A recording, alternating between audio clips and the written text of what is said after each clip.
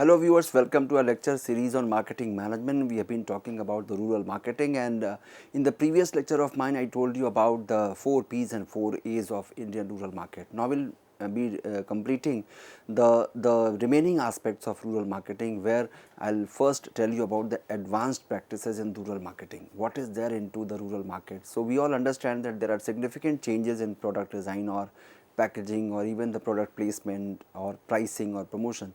So this entire rural marketing actually requires the customization into the marketing strategy.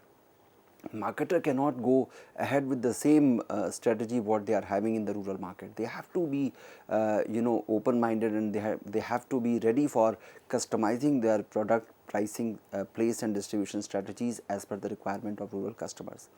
So we have to talk about the e-rural marketing and ICT initiatives, because now the villages are not that backward as they were 10, 15 years or 20 years back. The rapid transformation of Indian villages, they have actually made them very much ICT friendly, and they are also having their own connectivity, the availability of transportation facilities, the electricity, and also the ICT initiatives. They have actually transformed the entire Indian rural market. So we have to talk about even organized rural retailing. Now we are talking about the presence of some malls or some outlets of the organized retailers in rural areas as well. We are talking about innovative rural distribution system. So these are some of the advanced practices in Indian rural market. We talk about rural market mapping. Marketers are now doing the mapping exercise. They are trying to understand that as compared to their urban counterparts, in what manner they are differing from each other. What is the position of e-governance? What is the position of innovative banking and finance facilities in that specific area? Even within the rural areas, there is a lot of diversity.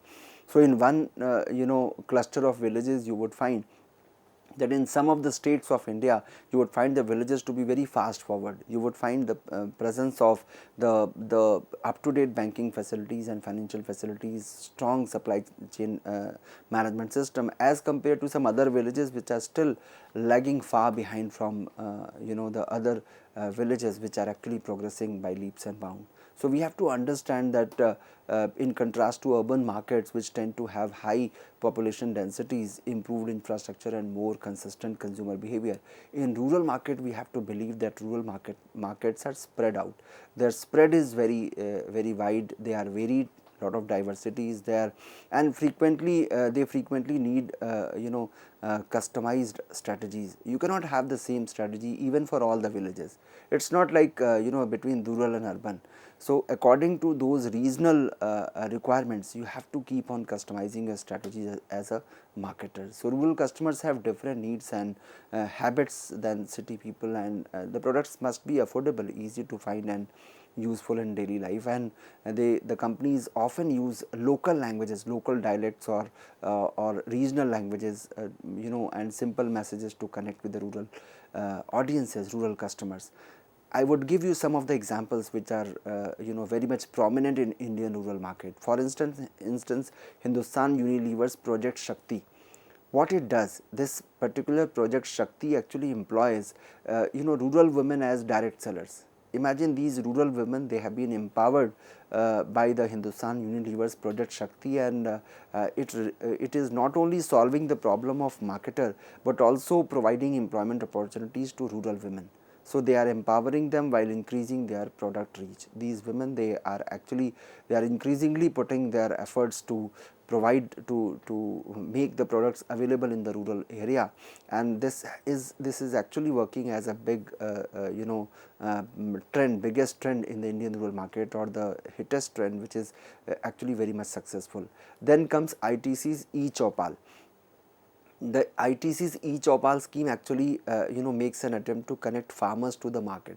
So they are providing actually the real time information, because what lacks there in the rural market, in what terms they are lacking, is the lack of real time information. They are not up to date about the exact changes in the market as compared to their rural counterparts, as compared to their urban counterparts. So here comes the role of ITC's e-Chopal. They are actually connecting farmers to markets, providing real time information and creating better price opportunities. And I'm just giving you these two examples. There are a number of other companies which are actually working on these lines. So these examples actually gives a reflection how businesses nowadays align their strategies with the specific needs of rural market. So we have to understand there are different other strategies, like if we take example of Coca-Cola, their Chota Coke campaign was there, and although this was launched in the year 2002, the Coca-Cola actually launched a small bottle called Chota Coke at a very lower price of rupees 5 in Indian market. Now it is discontinued because the cost of handling and distribution was very high. So that is why company had to discontinue. Otherwise, it was also a strategy to tap the Indian rural market, to attract them, that even in the smaller, at a very lower price we are offering the products. So the price have slightly increased, but still it is available in 10 rupees bottle as well. And this made their product affordable for people who usually they were actually having tea or lemonade as far as their drinking pattern was concerned. So somehow they tried to bring that change into the rural consumption pattern also, and this campaign actually increased. You would be surprised to note that it increased Coke's rural sales by 60%. So it also used mobile vans to visit villages, offer free tastings, and play games with locals, so that they can feel connected with the marketers. There is an example of Utsav campaign by Asian Paints. What this company did, this company actually very surprisingly, and it was actually a very moment of happiness for those rural people. So they actually painted the house of the village head, that is called Mukhya, as a live demo, that we are offering free painting facility for the home of the Mukhya of that village, or the head of that village. And villagers, they saw their paints quality, and of course they started trusting the brand more and more, because they started feeling connected that yes, this is the quality they are offering. So this word of mouth publicity approach made more people want to try Asian Paints, just to increase their market share even in the rural India. This company resorted to this very scheme. HDFC's bank's Har Gaon Hamara campaign, every village is ours, that is a campaign by HDFC Bank, and it actually launched this scheme to bring banking facilities to rural areas as well. So what they did, they set up toll-free numbers and educated people about savings and loans. And this campaign actually helped villagers understand banking and made it easier for them to use these services. Imagine a bank which is working in a private sector that is also entering into the rural market, because they understand that their disposable income may be less as compared to their urban counterparts, but still that market, the size of market is so big that we cannot ignore that. So the impact of rural India, as I told you, that it is contributing roughly 18.2% of the nation's GDP, and it has an annual growth rate of 4.18%.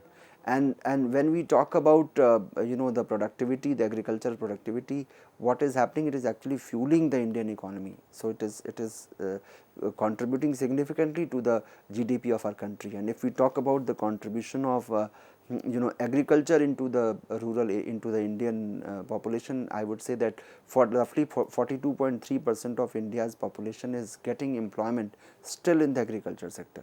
So this rural marketing generates jobs in related industries. If we talk about rural marketing, it is also adding to the employment generation activity. For instance, agro processing, logistics, and retail, in addition to farming. So we can very well understand, we can very well relate that as far as the seasonal unemployment is concerned, this rural marketing can be a the most easiest solution which can be offered to these rural customers, because you are the customer in the rural area, but you can also become a retailer there, because you do have opportunity about for spending some time in off season. So you are not on a full time job in agricultural activities. So it's better that marketers are finding local connect there, regional connect there with the help of such retailers. So when it comes to distribution strategies, this is the reason why marketers are actually employing the retailers who are local to those villages. So the employment in both rural and urban area is actually boosted by this kind of expansion in rural India. So we all understand that the way it has contributed to the employment, to the GDP, nobody can deny the significance of Indian rural market. When it comes to the market structure of rural market, it can be classified into two primary types based on the distribution and sales method. First one is called as primary rural market. When I say primary rural market, in what happens in this kind of market, in this very model, the marketers are engaging directly with rural consumers, and there is no need of intermediaries. So they are eliminating all the intermediaries.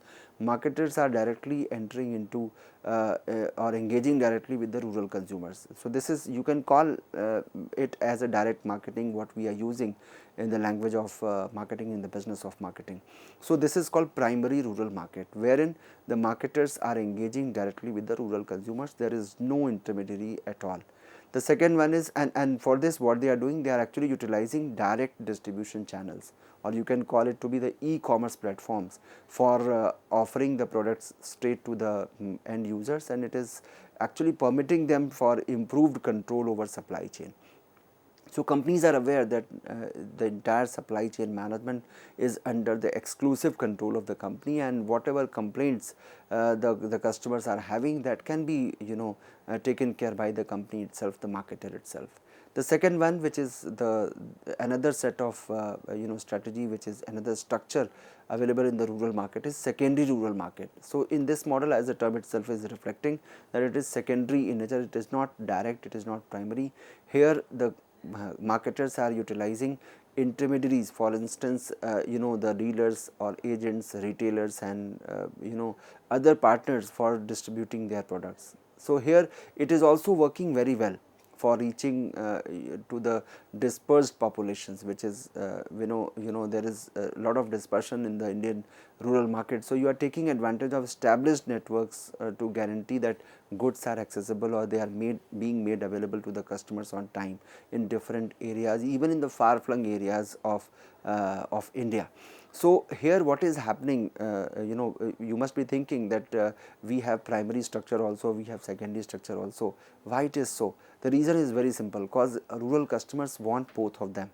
In some rural areas, there is huge transformation in terms of ICT and transportation facilities. So they do need direct marketing facility. So and that is why the marketers nowadays, they are having both the channels in practice. They are actually using them, and they are offering the products and services to their customers.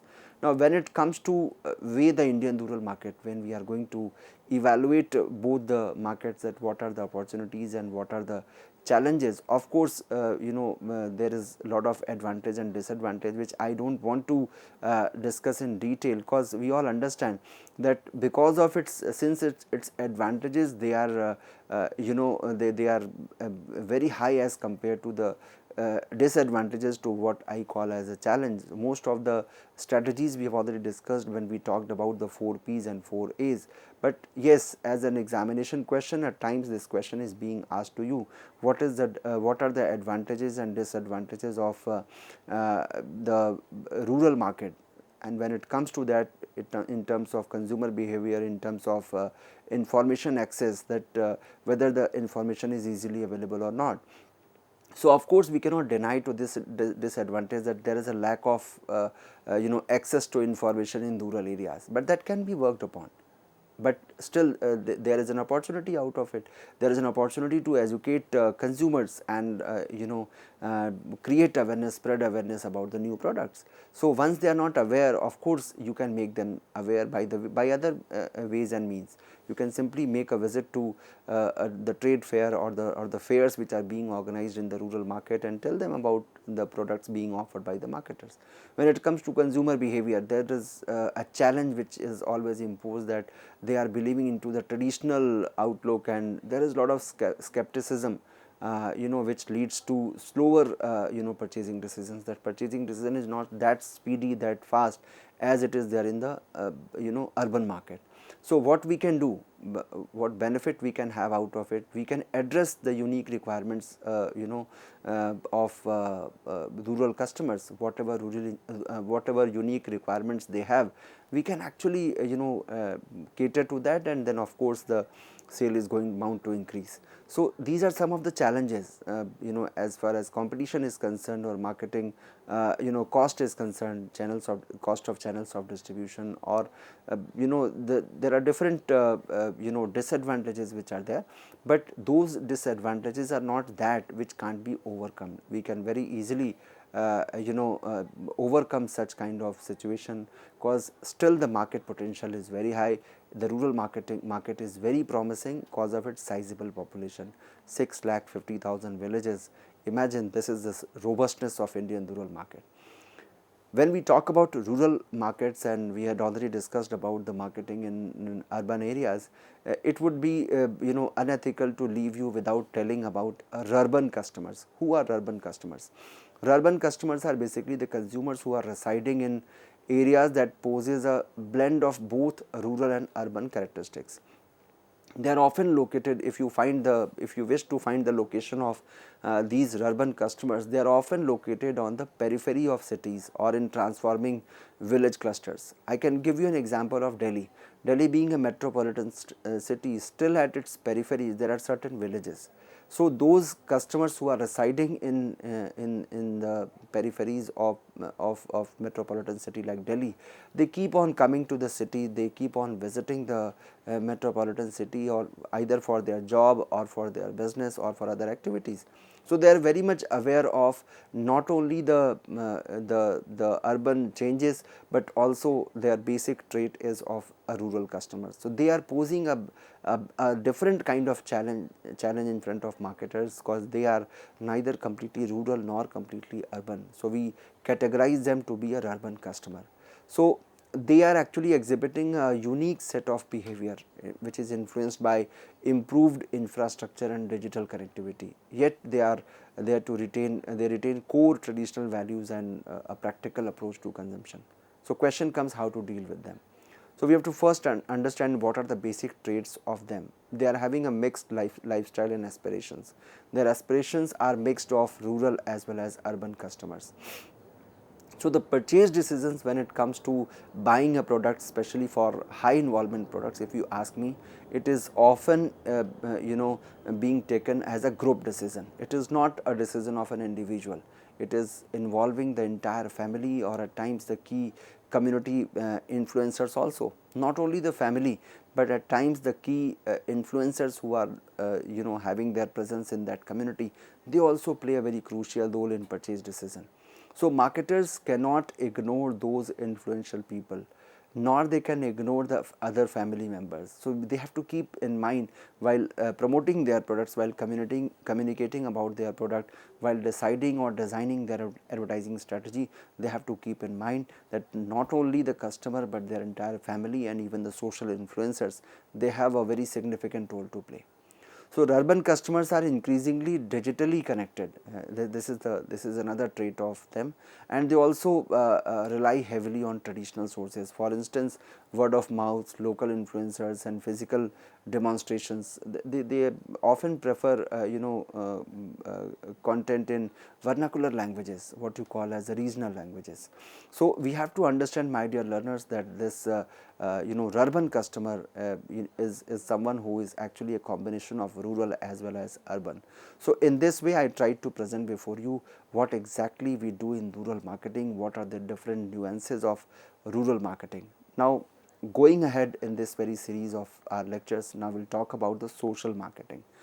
Before we talk about the social marketing, there is a term called cause related marketing. At times my students are asking me about the difference between the social marketing and societal marketing, and they mistakenly they feel that both are the same, but actually the reality is something different.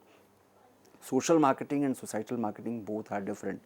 So we have to now talk about the difference between the cause related marketing and social marketing, and what are the different types of social marketing programs. So let's talk about cause related marketing. As the term itself is very much clear, that there is a marketing activity which is related to some cause, some concern, some important problem of society. That is why we are calling it to be a cause related marketing. So many firms are, or many marketers are blending corporate social responsibility initiatives with marketing activities. While remaining in their marketing activity, when they are doing something, we call it to be a cause related marketing, and broadly we call it societal marketing. So the entire concept of societal marketing is actually roaming around this cause related marketing, that you are actually doing something for the society while remaining in that business of yours. So it actually links the firm's contribution towards a designated cause to customers, engaging directly or indirectly in revenue producing transactions with the firm. So my transaction is actually a revenue producing. I am working for a as a for profit organization. I am not a not for profit organization. I am not an NPO. I am working as a profit making organization, or you can call me as a for profit organization. While engaging into my activities, if I am working for some cause, that can be caused as cause related marketing. So it can be categorized into several types. If I have to define, it can be transaction based campaigns, it can be licensing campaigns, it can be message promotion or employee engagement and sponsorship, it can be any other mode. By the way, we are trying to spread words about a particular cause which is of concern to my mind as a marketer.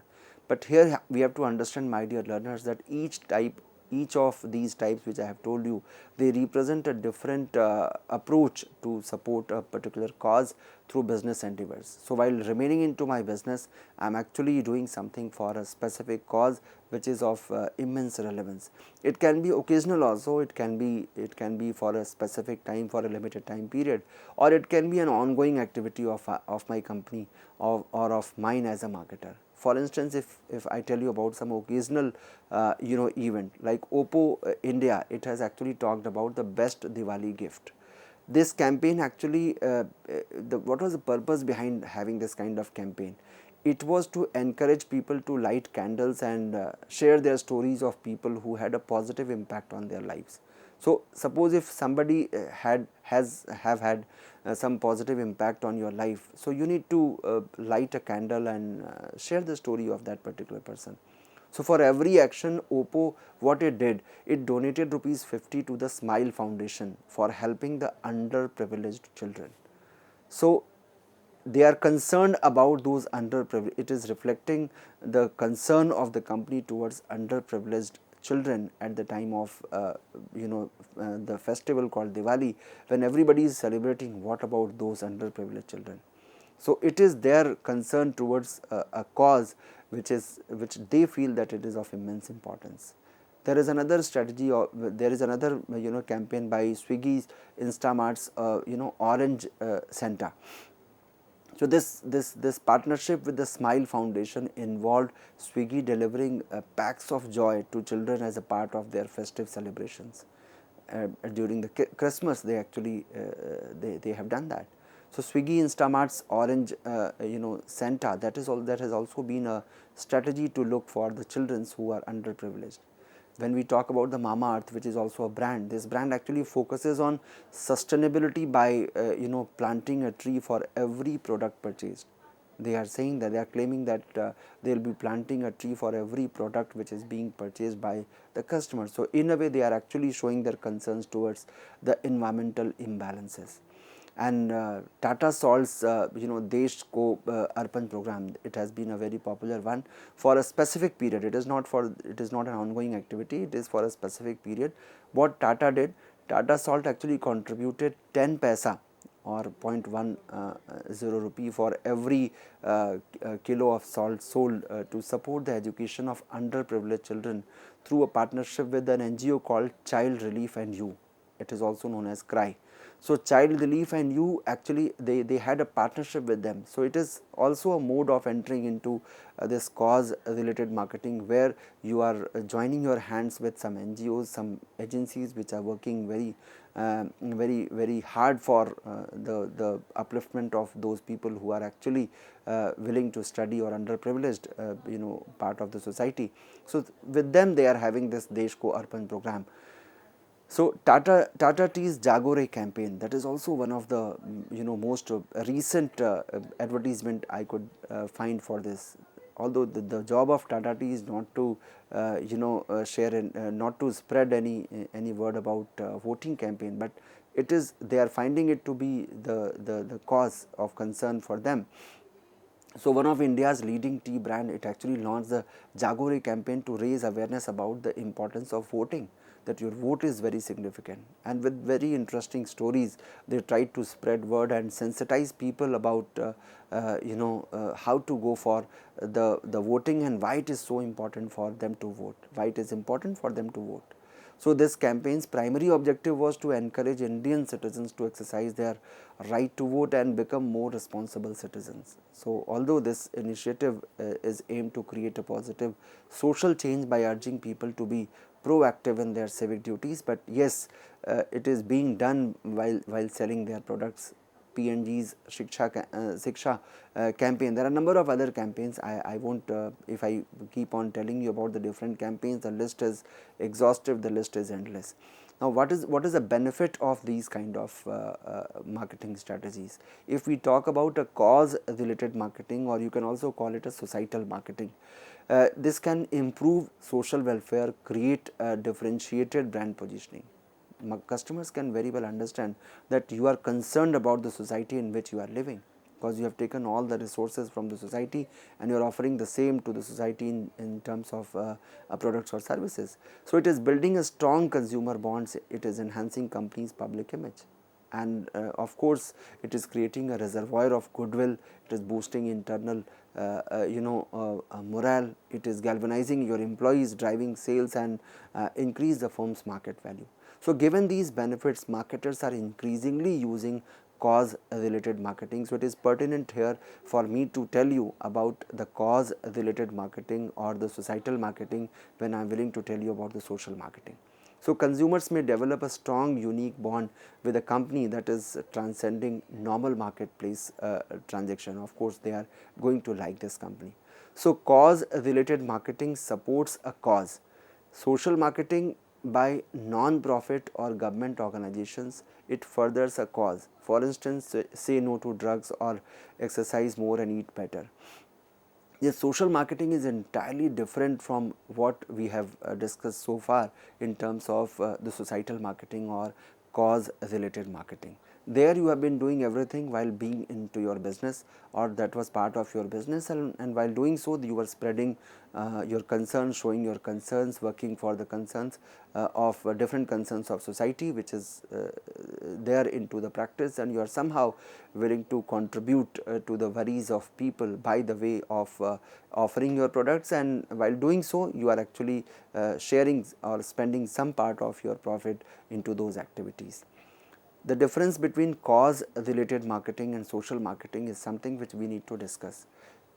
Cause related marketing is basically a specific type of initiative where a for profit business partners with a non profit for a mutually beneficial campaign, often linking a purchase to a donation. This is called societal marketing or cause related marketing. Whereas in social marketing it is entirely different. It is a broader term that uses marketing principles to influence behavior for the good of individuals and society as a whole. So it can include but is not limited to cause related marketing. Social marketing may include cause related marketing, but it is not limited to that only. What exactly it is? Social marketing is the application of commercial marketing techniques to social problems. You are using those techniques for spreading awareness about the social problems or to eliminate those problems. So commercial marketing tries to change people's behavior for the benefit of the marketer. Mind here, my dear learners, commercial marketing is trying to change people's behavior for the benefit of the marketer, wherein in case of social marketing, it is trying to change people's behavior for the benefit of individual or a society as a whole. What it does, it actually reaches target audiences, it helps customize their message to those targeted audiences, it is helping create greater and longer lasting behavioral change, and in that way they are spreading words about a particular problem. So some possible social marketing program objectives I will present before you. First one is cognitive campaigns. For instance, you are explaining the nutritional benefits of different foods. That is, creating awareness about the nutritional values of different foods. Or I am willing to demonstrate the importance of conservation, how to conserve water. It can also be a behavioral campaign. For instance, demotivating people about smoking, demotivating cigarette smoking, or we are demotivating the consumption of alcohol. That can also be a campaign for bringing behavioral change. It can be an action campaign, for instance, attracting people for mass immunization. You can go for the immunity, or you can go for the vaccination. You can talk about that. Inspire people to donate blood donation camps, or spreading word about that. It can be value campaign also, alter ideas about abortion or changing attitudes of bigoted people. So these can be the ways of spreading social marketing or doing the social marketing. So with this, my dear learners, I tried to tell you about the difference between the cause related marketing and also the social marketing. With this, I am concluding this very segment of my discussions on the marketing management. Thank you so much.